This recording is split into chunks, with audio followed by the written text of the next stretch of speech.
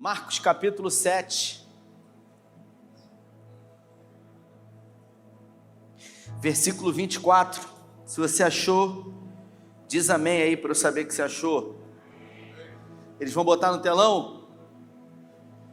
Vamos lá ler aqui, ó. Jesus saiu daquele lugar e foi para os arredores de Tiro e de Sidom. Entrou numa casa e não queria que ninguém o soubesse. Contudo, não conseguiu manter em segredo a sua presença. De fato, logo que ouviu falar dele, certa mulher, cujo filha estava com um espírito imundo, veio e lançou-se aos seus pés. A mulher era grega, cirofenícia de origem, e rogava a Jesus que expulsasse de sua filha o demônio. Ele lhe disse: deixe que primeiro os filhos comam até se fartar, pois não é correto tirar o pão dos filhos e lançá-lo aos cachorrinhos. Ela respondeu: sim, Senhor, mas até os cachorrinhos debaixo da mesa comem das migalhas das crianças. Então ele lhe disse: por causa dessa resposta, você pode ir. O demônio já saiu da sua filha. Feche os seus olhos, Pai, essa é a tua palavra.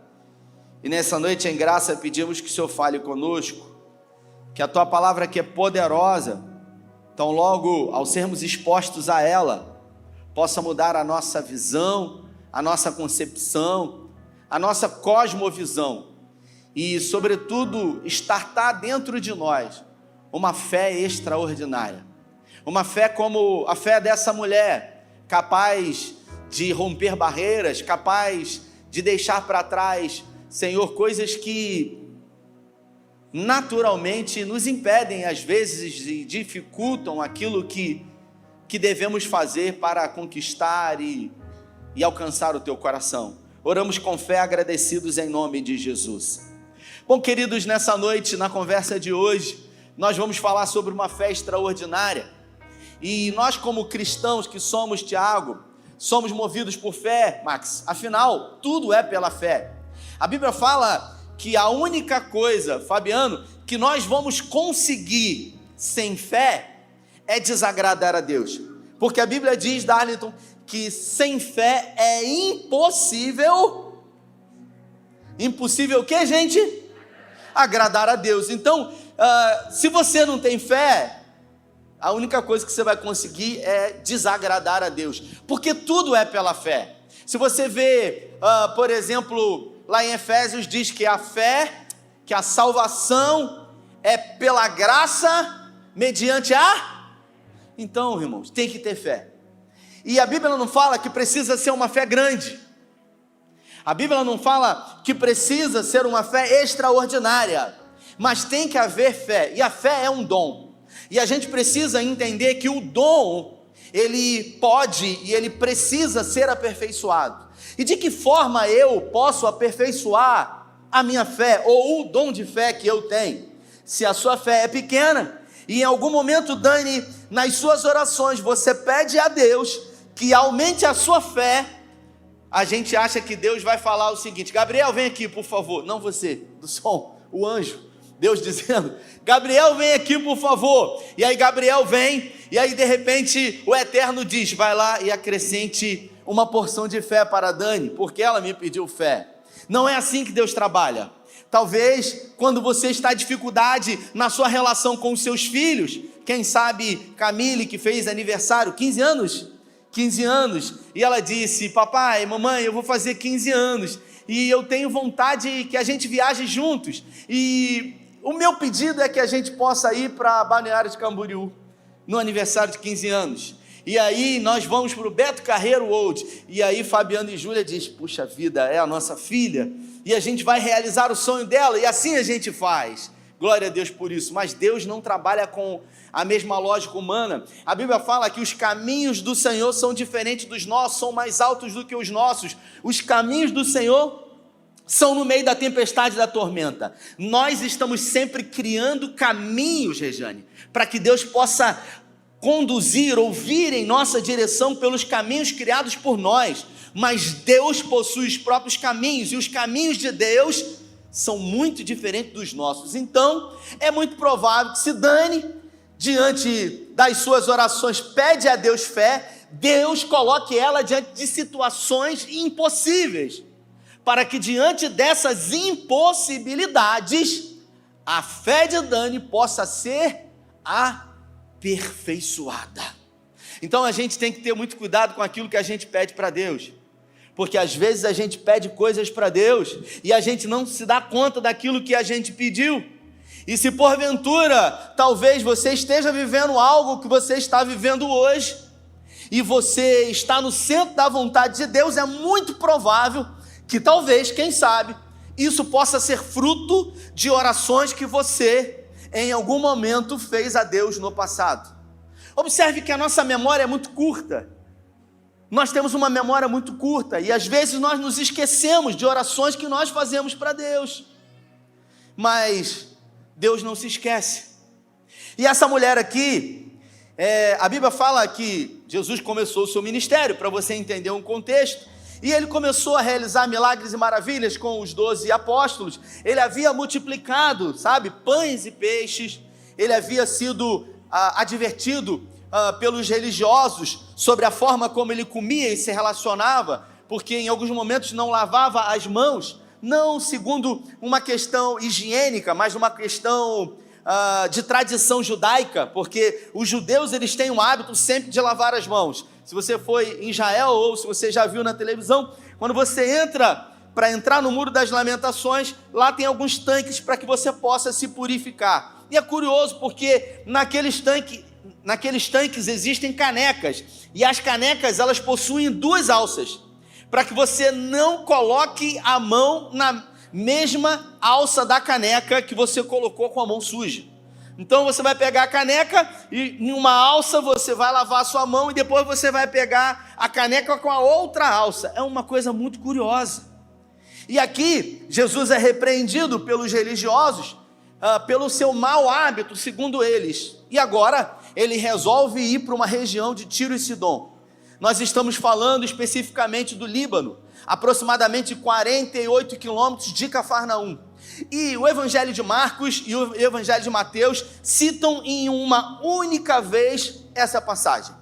Não existe nenhum outro relato de algum outro milagre que Jesus realizou naquela região, especificamente. Ou Jesus só realizou esse milagre da mulher cananeia, ou os milagres que Jesus realizou, eles não foram registrados.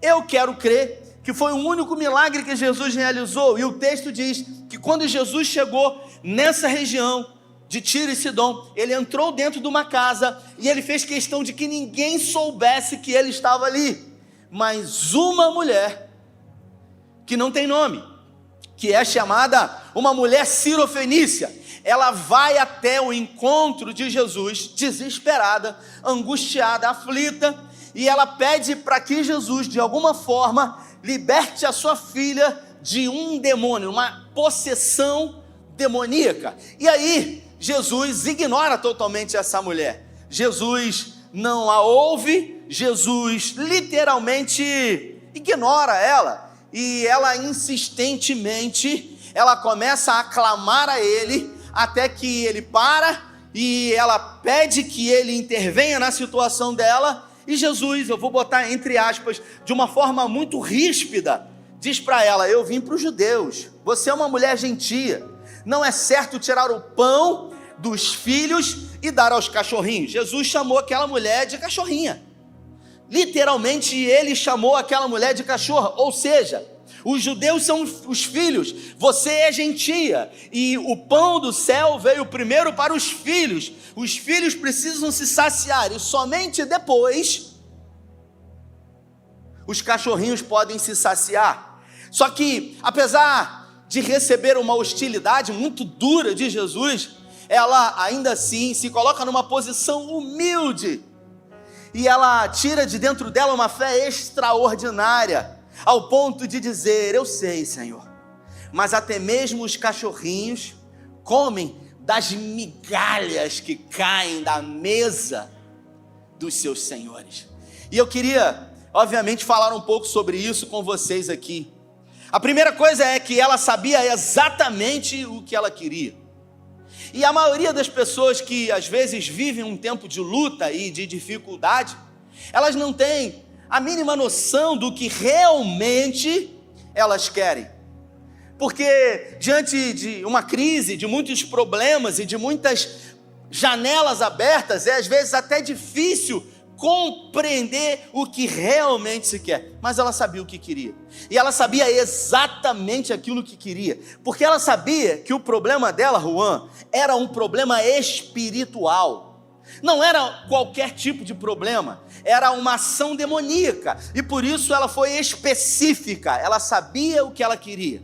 Ela precisava de uma libertação na vida da sua filha. Se Jesus chegasse para você agora, e perguntasse para você, o que você quer que eu faça por você? O que você diria para Jesus? Pergunta para a pessoa que está do seu lado, o que você diria para ele? Pergunta aí. Meu Deus, eu queria dinheiro. O que? Dinheiro? Meu Deus, o que você queria? O que você ia falar para Jesus aí? O que você ia pedir para ele? Né? Ah, Senhor, eu quero mais de Ti. Isso é muito vago, né? A gente tem que ser específico naquilo que a gente quer. Eu quero mais da Tua presença. O Senhor é tudo para mim. E ela vai direto ao ponto, dizendo, olha, eu vim aqui porque eu tenho um problema espiritual. E eu sei que o Senhor pode resolver. E ela foi até Jesus. Isso revela para nós que ela sabia o que ela queria. E ela sabia também quem poderia realizar o problema dela. Quem poderia resolver o problema dela. Eu conheço pessoas que vão em vários lugares em busca de solução para os seus problemas. É aquela famosa máxima que a gente compreende bem, Juan, quando a gente está com um problema e a gente tenta resolver esse problema de todas as maneiras. Se for financeiro, a gente pede um amigo, a gente vai no banco, a gente corre, tem gente que vai até no agiota. Sangue de Jesus tem poder, não é verdade? Mas quando não se tem mais nada para fazer, algumas pessoas dizem, agora só nos resta orar. Ou seja, a última coisa é exatamente a primeira que deveria ser feita. Então tem pessoas que correm para todo e qualquer lugar em busca de solução para os seus problemas, quando na verdade toda a nossa solução está na pessoa de Jesus, e ela sabia disso, e por isso ela vai até Jesus clamando, filho de Davi, clamando por socorro. E ela foi humilde, porque ao se colocar diante de Jesus, o texto diz, queridos, que ela se prostrou diante dele. Ela se colocou numa posição humilde diante de Jesus. Ela não só se prostrou, mas ela também, o Evangelho de Mateus diz que ela adorou a Jesus. Ela adorou a Jesus mesmo diante de dificuldades da sua filhinha amada. E a gente acaba aprendendo, queridos, que existem dias que a gente vem num lugar como esse e que as coisas estão boas nas nossas vidas, favoráveis. A gente conseguiu pagar as contas esse mês, as crianças estão com saúde, tudo está bem na nossa vida, e é muito fácil a gente vir aqui, levantar a mão e adorar a Deus. Mas nem todo dia é assim, porque tem dias que a gente acorda e a gente não quer nem levantar da cama, porque tem dias que a gente agradece ao Senhor por mais um dia, mas a verdade é que o nosso coração ele está entristecido. Mas ela revela para nós que existem momentos que nós vamos adorar a Deus com todo o nosso coração, mas existem momentos quando não temos sequer motivos para adorar a Deus como ela, que ainda assim, a despeito disso, nós devemos oferecer para Ele aquilo que a Bíblia chama de sacrifícios de louvor. Você sabe o que é sacrifício de louvor? É quando você já não tem mais o que dizer de palavras a Deus. É quando o seu lamento e o seu choro, ele se torna somente um balbuciar, sabe, dos seus lábios diante de uma angústia de alma. Não se sabe quanto tempo, Juan, essa mãe aqui, ela estava desesperada por um problema espiritual da sua filha. Mas a despeito disso, ela se prostra diante de Jesus e ela tem a capacidade de adorar a Ele. reconhecendo a sua divindade. E Jesus, diante disso, o que ele faz? Jesus, diante disso, ele simplesmente se manteve em silêncio e indiferente a ela. Você imagina se você vem aqui no final do culto e me pede uma oração, e eu de alguma forma me mostro insensível a você, ou em silêncio, ou deixo você falando e saio andando, qual vai ser a sua reação? Se no final de uma reunião como essa, você vem pedir oração ao pastor, e o pastor deixa você falando sozinho e sai andando, é natural que em algum momento, diante disso, você se frustre, você se decepcione, você vá embora. Mas ela não foi embora, ela recebeu literalmente a indiferença de Jesus. Mas a despeito de receber o silêncio e a indiferença de Jesus, ela tinha a certeza daquilo que ela queria, e ela se manteve constante. Por isso que eu digo, queridos, que a constância, ela determina onde nós vamos chegar. Salomão, ele diz que nem sempre os mais velozes são aqueles que ganham a corrida, nem sempre os mais sábios, os mais inteligentes são aqueles que conseguem chegar aos lugares que determinam, porque a gente entende que na vida tudo tem a ver com constância. O Subirá esteve aqui e ele falou um pouco sobre isso, há quantos anos ele estava se programando para entrar numa vida realmente diferente. E aí eu peguei ele de manhã lá no hotel e eu levei ele na Barra, paramos em algum lugar para fazer uns vídeos, e aí eu parei ali no quiosque do Alemão, não é verdade? E ele está com essa dieta dele aí, essa coisa, né? E aí eu parei no quiosque do Alemão e sem nenhum medo, eu disse, eu quero um pão com linguiça, aquele completo. E aí se você já foi lá, você sabe que vem o pão cortado no meio. E aí eu peguei o meu pão, comi e ficou a metade do pão. E eu fiz assim na mesa, fica à vontade, Luciano. E ele disse, aparta de mim esse cálice, Senhor.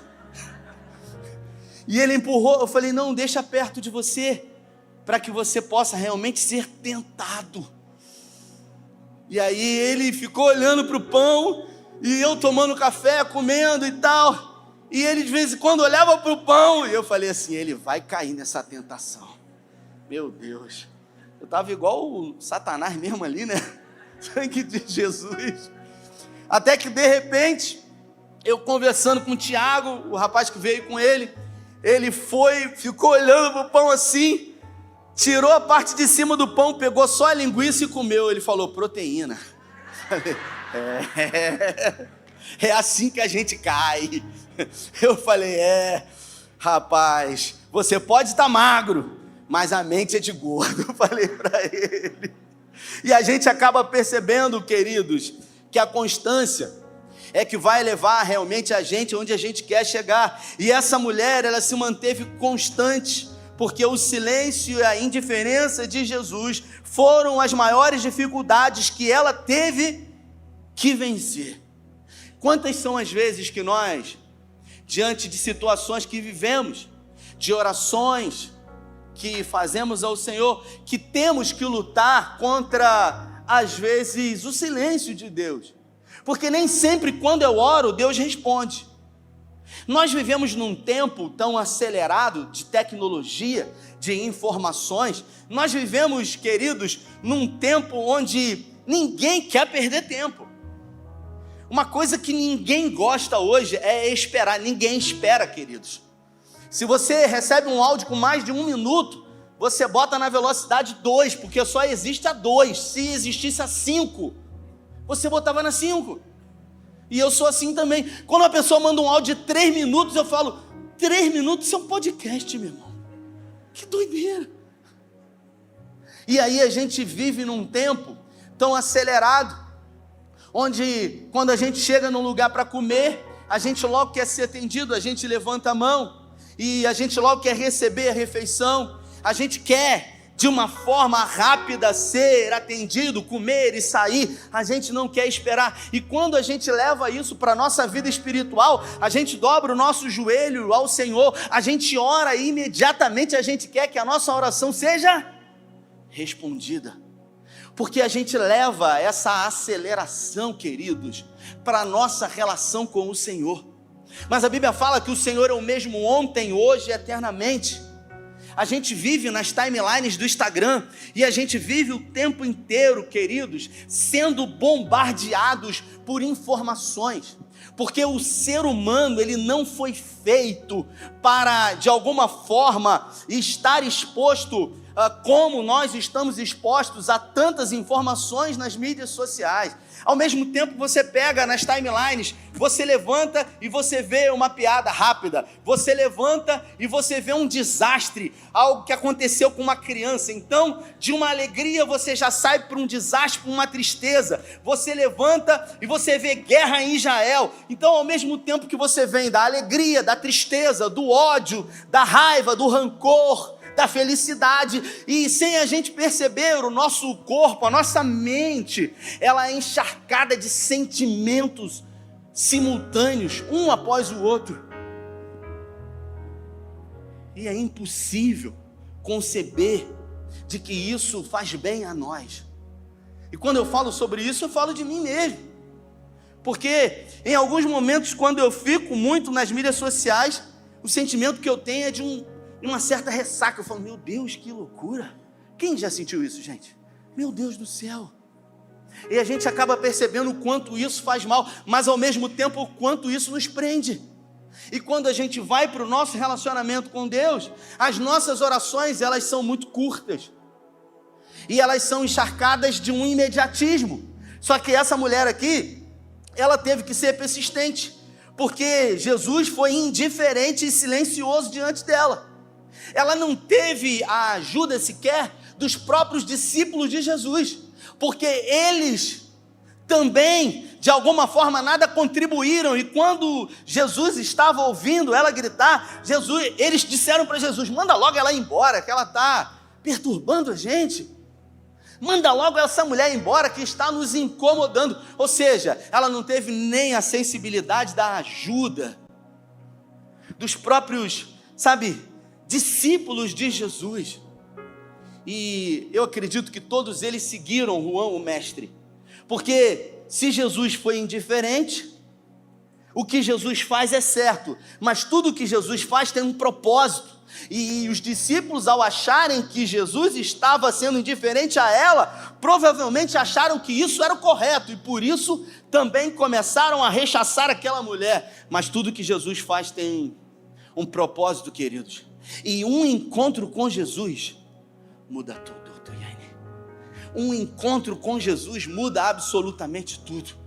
Um encontro com a religião às vezes nos torna pior do que um dia fomos, mas um encontro com Cristo muda tudo na história das nossas vidas. E a Bíblia fala que Jesus então é indagado por ela dizendo, mestre, filho de Davi, Senhor, ajuda-me, porque a minha filha está terrivelmente endemoniada. E é nesse momento que Jesus, ela prostrada, ela ajoelhada, ela, adorando a Ele de joelhos, e Ele de pé diante dela. Uma mulher em sinal total de rendição diante do Senhor. E Ele dizendo para ela, minha filha, não é justo tirar o pão dos filhos e dar aos cachorrinhos. Porque essa mulher era gentia. Evangelho de João, capítulo 1, versículo 12 diz, Jesus veio para os judeus, Ele não veio para nós. Nós somos gentios, a não ser que você seja um judeu. E para você ser um judeu, a sua mãe tem que ser uma judia, não aquela judia de mim, outra, judia de verdade, não é verdade? Ou o seu pai é um judeu também, né? E aí, ela não era judia. Tem gente que diz que é judeu, mas do judeu só tem o nariz grande, o dinheiro mesmo, e a herança genética não teve. Então ela era uma gentia, assim como eu e você somos gentios. E Jesus disse para ela, não é justo tirar o pão dos filhos e dar aos cachorrinhos. E ela não se importou com a posição que Jesus havia colocado ela. Jesus, obviamente, ensinando para os discípulos que o que realmente importa na vida é a fé extraordinária que nós vamos exercitar diante de obstáculos e de impossibilidades. Porque se diante de distrações, se diante de objeções, se diante de indiferença você não persistir, você não avançar, você não prosseguir, inevitavelmente você vai ser estatística. E vivemos num tempo, pastor Juan, que é muito fácil a gente parar aquilo que a gente começou. Se a gente começa um livro, a gente não termina. Se a gente vai na academia, faz a inscrição, a gente não termina. Se a gente começa um propósito de jejum, a gente não leva à frente. Se a gente começa um propósito de oração, a gente não tem a capacidade de ser constante. Mas ela tinha um foco. Essa mulher ela era determinada, ela podia até não conseguir, mas nada e nem ninguém iria fazer essa mulher parar. Eu acho que nesses tempos presentes, o que nos falta verdadeiramente é ter uma fé inabalável, uma capacidade de não desistir diante das dificuldades. A fé dela foi tão grande que creu que mesmo as migalhas seriam suficientes para resolver o seu problema. Observe que ela não achou que era necessário que Jesus fosse à casa dela. Quando Jesus provocou uma indiferença e rechaçou, chamando ela de cachorra, ela disse: eu sei, mas não precisa de muito, basta uma migalha de graça. Eu não quero uma grande graça do Senhor, o que eu quero é apenas uma migalha dessa graça, porque apenas uma migalha é suficiente para produzir a libertação na vida da minha filha. E ela não estava pedindo para ela estava pedindo para a filha. E quem é mãe aqui sabe, os pais amam, né, queridos? Mas mãe é mãe. Me perdoem os pais aqui que amam muito seus filhos, mas meu amigo, mãe é mãe. A mãe é capaz de fazer qualquer coisa por um filho. Por isso que o nosso Deus, querendo fazer menção do seu amor por nós, usa exatamente aquilo que para nós humanos é aquilo que é máximo de um amor. Ele diz: se porventura ainda uma mãe abandonar um filho, todavia eu jamais me esquecerei de ti. E a gente vê uma fé extraordinária, uma fé que creu apenas que migalhas eram suficientes. E essa fé foi capaz de mudar o coração de Jesus, porque Jesus já havia dado uma negativa para ela, mas a fé que revelou no coração dela, dizendo que migalhas eram suficientes, fez com que Jesus mudasse aquilo que ele havia dito, ao ponto de dizer para ela: eu não conheço uma fé tão grande como essa. Você acabou de me surpreender. E se é que isso pode, pastor Juan, Jesus, ele não foi surpreendido com a atitude de homens e mulheres que chamaram ele para banquetes em suas residências. Jesus não foi surpreendido quando de alguma forma pessoas quiseram fazer favores para eles. Mas Jesus foi surpreendido com uma fé transcendente de uma mulher que recebeu a indiferença, que foi rechaçada, mas ainda assim não saiu da posição, porque ela acreditava que era possível. E será que eu e você, diante daquilo que vivemos hoje, como propósitos, como sonhos, como metas, como objetivos das nossas vidas, será que verdadeiramente nós traçamos uma linha reta e a gente determina no nosso coração que aconteça o que acontecer, que não importa o que esteja diante de nós, estaremos firmes e determinados ao ponto de acreditar que nada e que nem ninguém será capaz de fazer com que a gente realmente desista? Por isso eu acredito tanto no poder da constância. Ela mudou o coração do Senhor. E essa história nos ensina muitas coisas, mas eu acredito que 3 lições aqui são fundamentais. A primeira é que nós somos fracos e que Jesus, ele é forte. Jesus, ele tem o poder de fazer por nós aquilo que nós não imaginamos que ele seja capaz de fazer. Por isso não existe história perdida, não existe ponto final, não acabou, não é um fim, não importa a situação que você esteja vivendo. Não existe impossibilidade humana para uma fé quando essa fé é condicionada a um Deus Todo-Poderoso. Sem Jesus, nós não podemos absolutamente nada. João 15:5, parte B, foi Jesus que disse: sem mim, nada vocês podem fazer. Sem Jesus, queridos, a gente não pode absolutamente nada. Mas o contrário disso também é uma verdade. Com Jesus, nós podemos tudo. Porque Romanos no capítulo 8 diz: se Deus é por nós,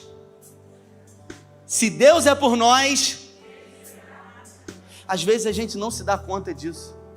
Porque a gente fala, a gente conhece o versículo de cor, Robson, mas quando a gente está diante da luta, Zelinha, a gente não imagina de que Deus é conosco, então quem pode se levantar contra nós? E se Paulo terminasse esse texto assim, Fonseca, já seria incrível. Se Deus é por nós, quem será contra nós? Uma frase de para-choque de caminhão, uma frase de adesivo de carro. Se Deus é por nós, quem será contra nós? Mas Paulo não para o texto aí. E para mim é um dos textos mais incríveis de Romanos no capítulo 8, quando ele diz: aquele quem? Deus, que fez o quê? Que não poupou o seu próprio filho, antes o entregou por amor a quem? A nós. Aí ele diz: se Deus foi capaz de entregar o seu filho por você, o que você acha que ele vai negar e não vai fazer por você? Quem tem filho aqui, levanta a mão. Se você é capaz de entregar o teu filho por alguém, o que mais você pode negar? Não tem mais nada, porque filho é a coisa que a gente mais ama. Filho é a coisa mais importante da nossa vida. Então, se você é capaz de dar o seu filho por alguém, você é capaz de fazer tudo por alguém. Por isso Paulo diz: se Deus é por nós, quem será contra nós? Aquele que nem mesmo o seu próprio filho poupou, antes o entregou por amor a nós, como não nos dará juntamente com ele todas as coisas? E aí ele fala: quem tentará acusação contra os escolhidos de Deus? É Deus quem os justifica. Quem poderá colocar acusação?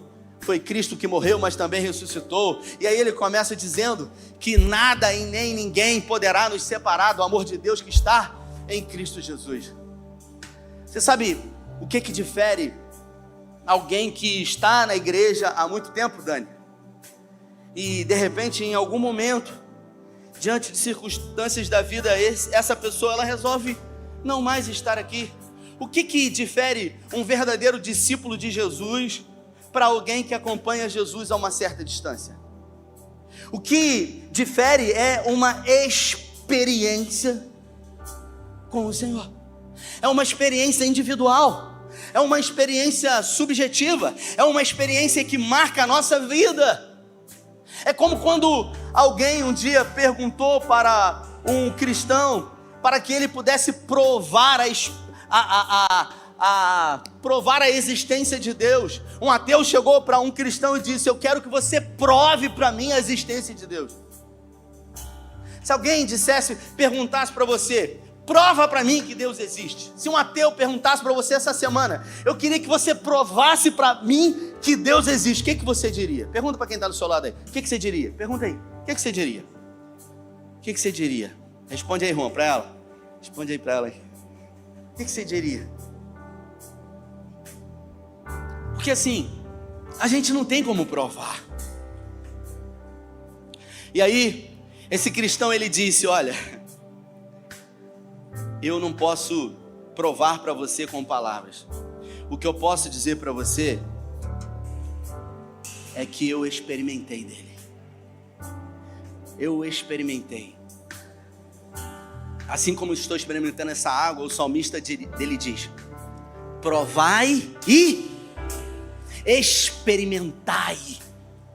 E esse experimentar, ele vem de uma experiência diante de um momento de dificuldade que irá exigir de nós uma fé extraordinária como a dessa mulher.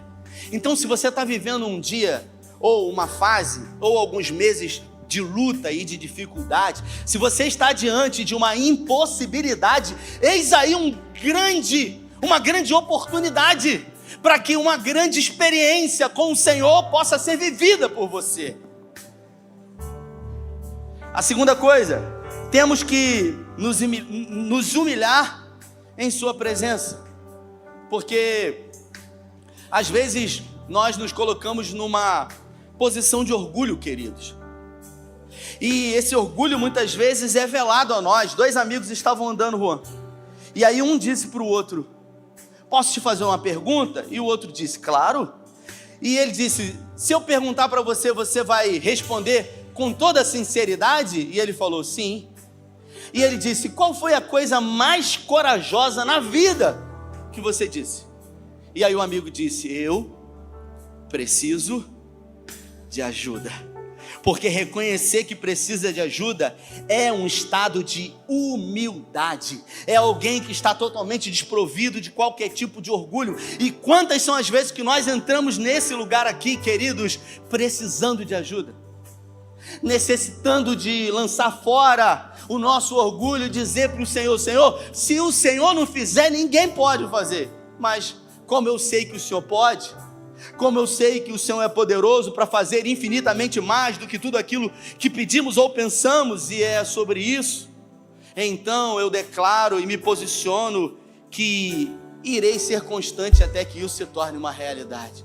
Porque se o Senhor foi capaz de entregar o seu Filho por mim, o Senhor é capaz de fazer qualquer outra coisa. Então, opera na minha vida. E terceiro, por último, devemos ter a fé, mas não uma fé qualquer, a fé que mesmo que Jesus operou na vida daquela mulher, e a Bíblia fala que Jesus ele é o mesmo ontem, hoje, eternamente. E se ele fez ontem, ele pode fazer hoje. Você sabe qual é o problema, Fabiano? A gente está sempre esperando que ele faça do mesmo jeito. Você quer ver uma coisa? Às vezes você vai num lugar, e aí, num lugar que você foi, Deus usou uma pessoa para falar com você, um profeta. E aí de repente você foi lá, teve um ex que te digo, e Deus usou a pessoa mesmo. Só que usou naquele dia, e realmente usou. E aí você acha que todas as vezes que você está precisando de uma palavra, Deus vai usar aquele profeta. Quantas vezes Deus usou a mula de Balaão? Quantas? Uma vez. Não estou chamando o profeta de mula, mas eu estou dizendo para você que às vezes você está construindo caminhos que Deus não vai usar mais. E às vezes no desespero, e às vezes de uma forma irracional, de uma forma, sabe, não medindo as consequências. Senhor, fala comigo. Você vai no profeta, aí o profeta: não tenho nada por irmão hoje. Aí você fala assim: meu Deus, aí eu vou no monte. Aí Deus fala com um, fala com outro, fala com outro. Aí você pega: Senhor, fala comigo, em nome de Jesus. Se você já fez isso, não ri, por favor. Não se denuncie. Exterminarei da terra toda a tua descendência. Está repreendido, Senhor. Não é isso. A gente fica desesperado, quando na verdade Deus está trabalhando, mesmo que os nossos olhos não vejam, mesmo que a nossa pele, o nosso corpo não sinta. Estou todo arrepiado. Mesmo que você não sinta, mesmo que os seus olhos não vejam, mesmo que não faça sentido, Deus está trabalhando. Se coloque de pé. Deus está trabalhando. Nunca se ouviu, nem com o ouvido percebeu, um Deus além de ti, que trabalha em favor daqueles que nele esperam. Eu creio como essa canção diz, que esse deserto pode chegar ao fim, mas eu creio também que essa noite pode ser uma noite de externar para Jesus uma fé extraordinária, uma fé transcendente, uma fé que talvez vá além daquilo que você imaginava que você poderia oferecer para Ele. Porque talvez nas últimas semanas ou meses você tenha vindo aqui e você tenha colocado diante de Deus as suas necessidades, e tudo o que aconteceu aos seus olhos foi um silêncio e, quem sabe, uma indiferença.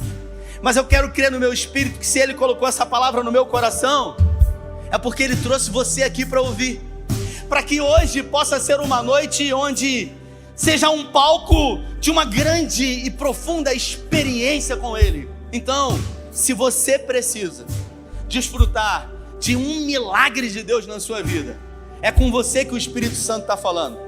Se você sentiu o seu coração aquecendo enquanto eu falava, sai do seu lugar agora. Eu quero orar com você e eu quero declarar sobre a sua vida o milagre de Deus, o milagre do Senhor, porque a Bíblia fala que Ele é o mesmo e Ele continua realizando ainda hoje. Sai do seu lugar em nome de Jesus, eu quero orar com você. O Senhor, nós vamos orar. Coloca a mão na sua cabeça assim, ó. Você é autoridade sobre a sua vida. E quantas são as vezes que você sabota a si mesmo com pensamentos negativos, dizendo que é o fim, que acabou, que não tem jeito, dizendo que as portas foram fechadas e que não há mais solução. Quantas são as vezes que nós fechamos uma porta que Deus não fechou? Quantas são as vezes que nós declaramos que acabou quando Deus não disse ainda que acabou? Porque a Bíblia fala que o fim das coisas é melhor do que o início delas. E talvez você diga: Rafael, a Bíblia fala que o fim é melhor, e se isso é o melhor? Sinceramente eu não sei. Talvez ainda não tenha chegado o fim. Eu vou repetir: talvez ainda não seja o fim, e por isso não determine aquilo que Deus ainda não determinou. Não diga que acabou quando Deus ainda não declarou uma palavra. A gente não precisa de uma graça grande aqui. Tudo que você e eu precisamos nessa noite é apenas de migalhas da graça. Apenas migalhas da graça serão capazes de realizar o impossível nas nossas vidas. Pai, é no nome de Jesus que nós queremos colocar cada uma dessas vidas aqui que estão diante do Senhor, reconhecendo, Pai, que talvez as dificuldades fizeram com que eles ficassem pelo caminho, que talvez o silêncio do Senhor, e quem sabe às vezes até, segundo a nossa ótica, em alguns momentos, aquilo que parece ser a indiferença do Senhor, nos desanimou e nos fez ficar pelo caminho. Mas hoje, ao ouvirmos a Tua voz, através da Tua palavra, ó Deus, nós declaramos com toda a nossa força que iremos continuar, que seremos constantes, que desejamos ter uma fé extraordinária, como a fé dessa mulher, que venceu todos os obstáculos e dificuldades, e por isso no Teu nome recebeu a libertação da Tua filha. Pai, em nome de Jesus, eu não conheço, mas o Senhor conhece cada dificuldade, cada necessidade, cada impossibilidade na vida de homens e mulheres que estão aqui, e eu quero declarar, pelo poder do nome de Jesus, se há uma porta fechada, que essa porta se abra agora no nome de Jesus. Se há uma enfermidade, que o Jeová Rafá agora possa agir na mente, na alma, no corpo, nas emoções dos Teus filhos. Se é, Senhor, uma necessidade na vida dos filhos que se encontram presos às drogas, que haja libertação. Se há uma crise no casamento, que o Senhor possa mediar e trazer a solução. Senhor, eu não sei o que trouxe essas pessoas aqui, mas o Senhor conhece bem. Eu quero pedir que em nome de Jesus, por amor, por graça, bondade, favor e misericórdia, que o Senhor possa entregar na vida de cada um que está aqui o milagre que eles precisam, assim como aquela mulher que não desistiu, que foi incansável até receber. Que assim seja, Pai, na vida desse homem e dessa mulher. Eu declaro o favor de Deus sobre a sua vida. Eu declaro verdadeiramente um novo tempo, novos dias, novas estações. Eu declaro em nome do Pai. Eu declaro sobre a sua vida em nome do Filho.